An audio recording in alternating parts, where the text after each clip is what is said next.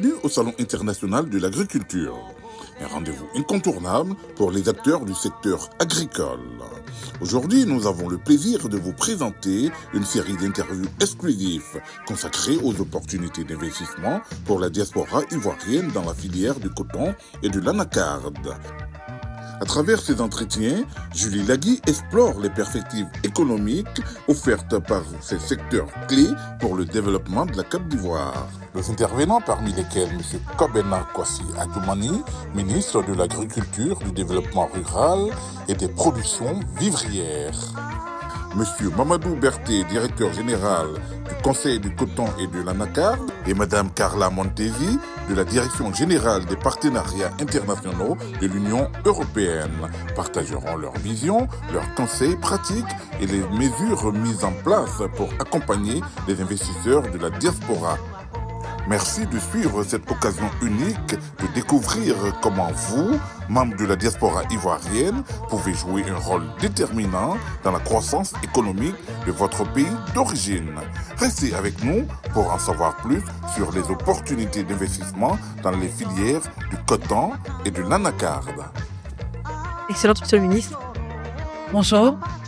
Nous sommes ravis de vous accueillir au sein de la télévision qui cadre le Benelux, la diaspora ivoirienne du Benelux, donc Belgique, Luxembourg et Pays-Bas.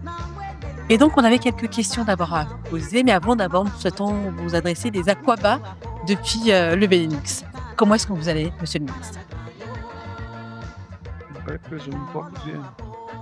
On est ravis.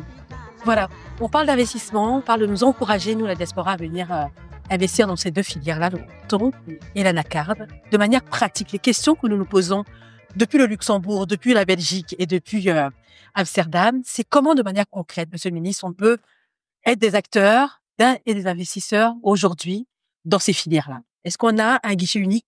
Comment est-ce qu'on fait, tout simplement, pour commencer? Je crois que le conseil coton anacarde vient ici. Et il y a eu des réformes qui ont été mises en place à partir desquelles tout ce dont vous avez besoin comme information,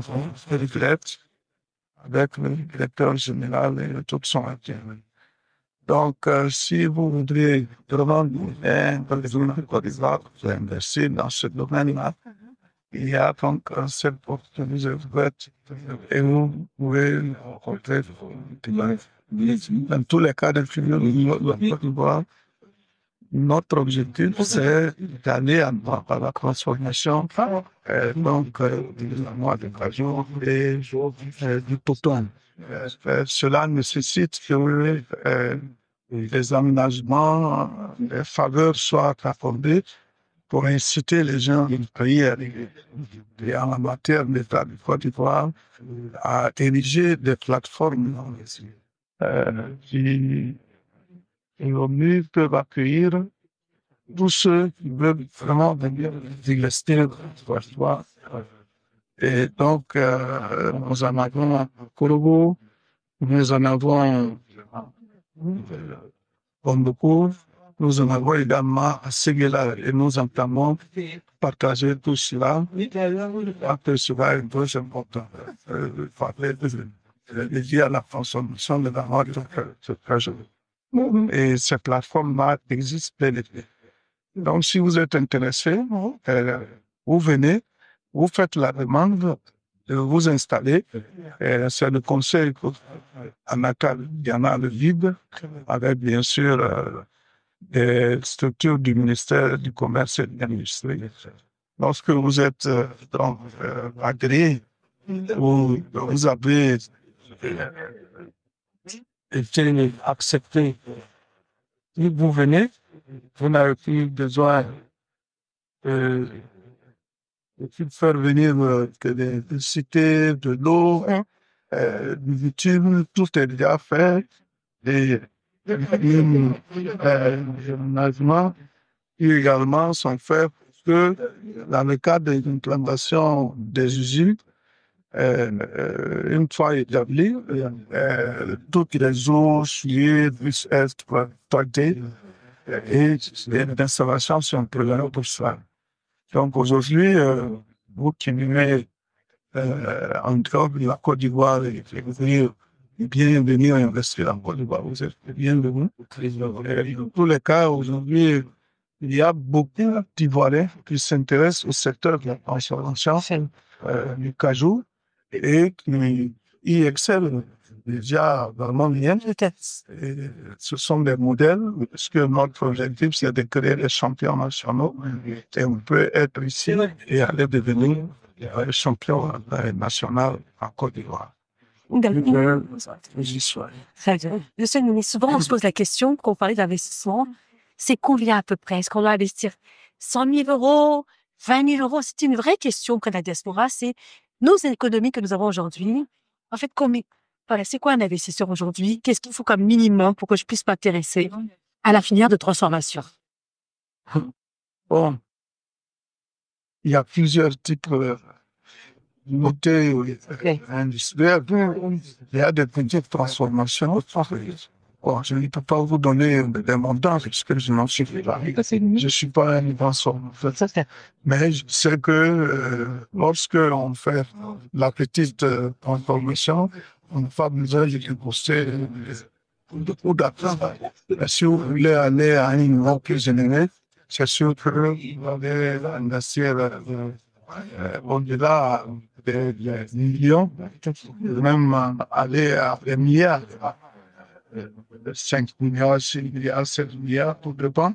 Maintenant, il s'agit de petites unités de transformation, parce que ça existe aussi. Voilà, mais vous n'allez pas transformer davantage de grands cajou, mais vous avez la possibilité de le faire. Et c'est pour cela que, dans le cadre de cette politique de transformation, on veut même installer de petites unités de transformation tout au long du territoire national, pour que la transformation soit proche donc des productions. Au niveau de chaque région où on produit dans la carte, il peut y avoir plusieurs transformations à petite échelle. Et puis bon, au fur et à mesure, quand ça évolue, on peut aller à la grande échelle. Un grand merci, Monsieur le ministre, pour ce temps que vous nous avez accordé. On vous souhaite un excellent séjour et puis on vous attend, on espère, à Bruxelles, au Luxembourg, aux Pays-Bas. Merci à vous. Bonjour, directeur général. Alors, vous êtes le DG du Conseil de coton et de l'anacarde. On est ravis de vous recevoir. Là, on va s'adresser à la diaspora, tout simplement. DG, on a envie d'avoir des conseils pratiques, vraiment de manière très pratique. Je vis au Luxembourg, je suis en France, je suis en Belgique, je suis aux Pays-Bas. Comment je fais? J'ai des économies, j'aimerais les investir de manière très pratique. Comment je peux rejoindre cette dynamique? Puisque vous avez parlé de faire de la Côte d'Ivoire un champion mondial dans la transformation. Alors on a besoin de non seulement vos encouragements, mais également de vos conseils, de comment est-ce qu'on peut impulser avec vous ce que vous êtes en train d'entreprendre en Côte d'Ivoire. Merci. Je voudrais profiter de votre micro pour dire à nos frères et sœurs qui sont de la diaspora, que ce soit la filière coton, la filière anacarde, nous avons des opportunités pour cette diaspora. En réalité, lorsque vous venez d'un pays qui est premier producteur de noix de cajou, qui est en même temps très bien positionné au niveau de la spéculation coton dans le monde, je pense que vous pouvez regarder quels sont les créneaux dans lesquels vous pouvez investir. Et je pense aussi qu'au niveau de toute la chaîne de valeur, vous avez votre place. Je dirais qu'au niveau de l'anacarde, vous avez aujourd'hui des produits que nous appelons produits dérivés de l'anacarde. Les produits dérivés, ça part d'abord de tout ce qui est amande, ça part aussi de tout ce qui est déchets, des coques même, que vous pouvez valoriser. Ce n'est pas des investissements lourds. Et je pense que ceux qui sont aujourd'hui au niveau, que ce soit de la France, de la Belgique, des Pays-Bas, peuvent contacter le Conseil du coton de l'anacarde. Nous pourrons leur dire, évidemment, voici tel créneau où vous pouvez vous insérer. Je peux vous donner des ordres de grandeur, environ, je dirais, 50 000 euros, vous pouvez investir dans le secteur de l'anacarde. Et c'est quelque chose qui va vous rapporter. Nous avons tout ce qui est produits dérivés. Aujourd'hui, ce sont des produits qui sont prisés en Europe. Et je pense que si vous investissez, vous allez avoir très rapidement le retour sur l'investissement. Et pour nous, ce que nous allons faire au niveau du Conseil du coton de l'Anacad, c'est d'amplifier ce type d'événement pour montrer à nos frères tout ce qu'il y a comme opportunité dans ces deux filières. Que ce soit le coton, aujourd'hui, tout le monde est conscient du fait qu'on a de la filature. On peut faire des choses avec. Vous pouvez monter une petite unité qui va vous faire des serviettes, qui va vous faire, je dirais, des t-shirts. Tout cela, ça peut se vendre. Donc pour nous, nous sommes vraiment disponibles. Et je pense qu'aujourd'hui, avec tout ce que nous avons vu en termes de consommation sur les amandes de cajou, c'est vraiment le moment idéal. Et la Côte d'Ivoire, nous sommes premiers producteurs au monde. Nous avons une cadence maintenant au niveau de la transformation de l'anacate qui fait que nous avons des produits que vous pouvez mettre sur le marché et être régulier dans la livraison. Donc c'est vraiment une opportunité. Moi, c'est le message que je voudrais faire passer et dire à nos frères que nous sommes disposés à les accompagner. Tout l'encadrement qu'il faudra faire, nous sommes disposés. Et je vais plus loin pour dire que nous sommes même disposés à mettre des business plans à leur disposition pour voir la rentabilité de ce type de projet. Merci. Merci beaucoup. Monsieur Berthet, une autre question, parce que là, vous nous donnez vraiment l'envie d'y aller. Quand est-ce que vous venez à Bruxelles? Quand est-ce que vous venez à New York? Quand est-ce que vous venez au Luxembourg? Pourquoi est-ce que je vous pose cette question-là? La diaspora se dit souvent c'est à nous d'aller vers. Comment on peut faire aussi pour les attirer dans nos villes? Est-ce que vous voyez aujourd'hui comme un événement comme aujourd'hui, on n'a pas pu beaucoup se déplacer? À quand on peut avoir peut-être un événement annuel, peut-être dans une capitale où on peut se retrouver? Non, je peux vous rassurer, la nouvelle direction aujourd'hui du Conseil du coton et de l'Anacad, nous sommes dans cette dynamique. Nous avons une direction de la communication et du marketing que nous venons de créer qui va essentiellement faire des explorations, regarder et on aura un événement majeur pour, appeler la diaspora, leur présenter toutes les opportunités, que ce soit dans le coton, que ce soit dans l'Anacad. Et ça, je peux vous dire, nous avons même échangé déjà avec l'ambassadeur Abou Dosso. Très probablement, on sera à Bruxelles pour présenter les opportunités de ces deux filières. Merci beaucoup, Monsieur Berthet. Un dernier mot pour cette diaspora. Plutôt un dernier mot, donc, vous avez fait des encouragements, mais surtout peut-être leur dire, soyez rassurés. C'est vraiment un message d'espoir. Un message d'espoir, je dirais à la diaspora qu'il faut qu'ils comprennent qu'ils ont des atouts. Ils ont des atouts et je pense que c'est une diaspora qui est aujourd'hui dotée d'expérience. Je veux dire, quand vous venez à l'aventure, vous avez une autre manière de voir les choses. Vous avez une vision qui est un peu plus à long terme, mais profitez de ce que vous avez au niveau local. Et quand à l'origine vous avez des matières premières qui sont aujourd'hui prisées dans le monde entier, il faut profiter, il faut valoriser ces produits-là et puis évidemment vous allez vous en sortir. C'était le dernier mot de Mamadou Berthet, notre directeur général du Conseil Coton l'Anacad. Un grand merci, voilà, il a tout dit. À nous maintenant, depuis Paris, depuis le Luxembourg, la Belgique, les Pays-Bas, d'y aller en se disant que nous allons faire de notre pays un championnat mondial. À très vite. Merci. Bonjour Madame Carla Montesi, merci encore tout à l'heure pour cette, j'ai envie de dire, ce petit exposé que vous avez fait sur ces 20 années que l'Union européenne accompagne la Côte d'Ivoire et puis d'autres pays africains. Ça veut dire quoi dans 20 ans, cette Côte d'Ivoire, comment est-ce qu'elle sera d'après vous?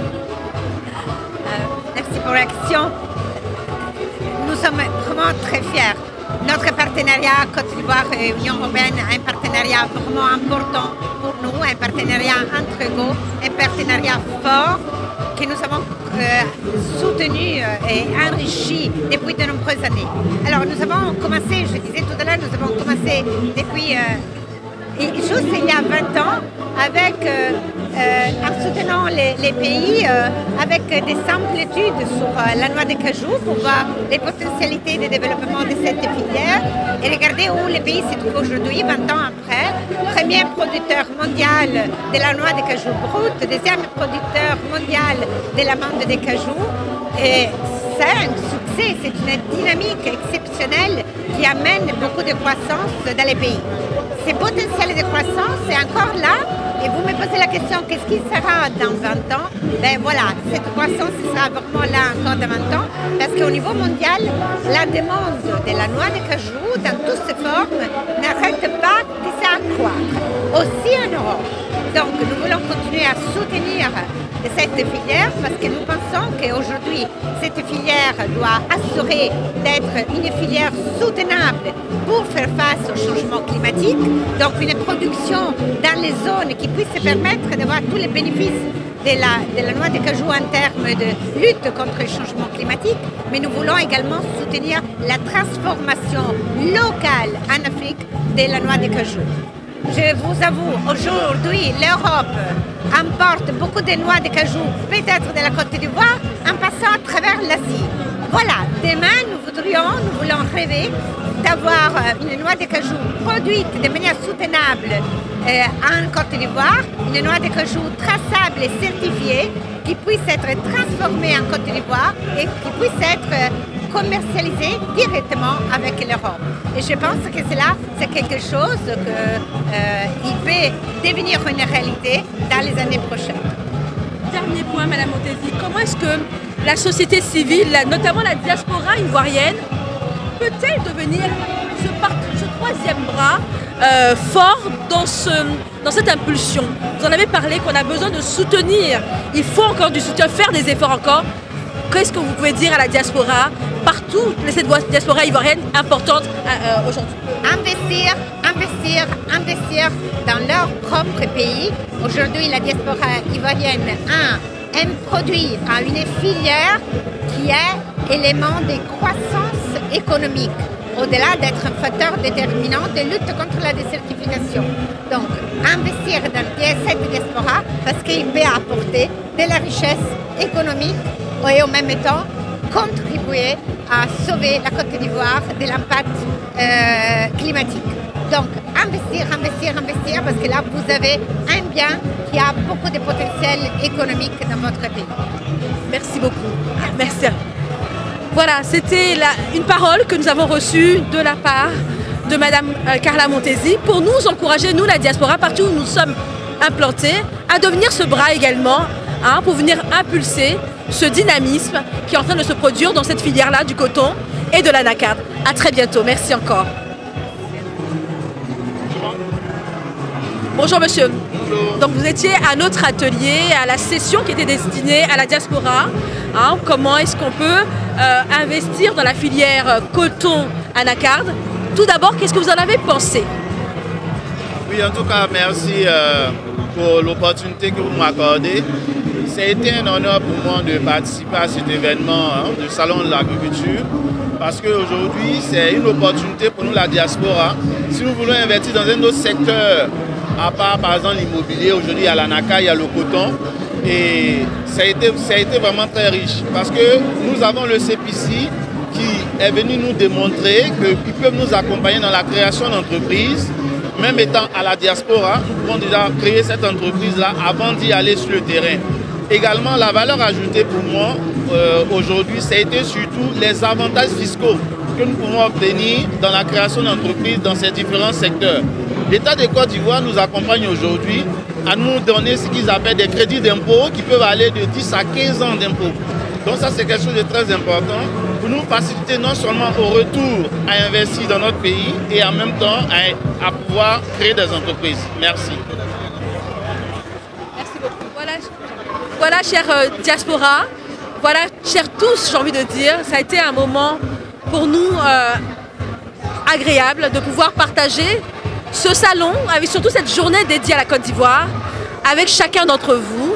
Vous êtes déplacés depuis la Belgique, le Luxembourg, on a vu beaucoup de Parisiens, depuis les Pays-Bas. On espère que ce moment vous a été pour vous un moment agréable et important. Oui, il est possible de faire de notre pays un champion mondial dans la production de noix de cajou. Et cet effort-là, pour qu'on le devienne, ce champion, mais je crois qu'il nous faut la main d'association de tous.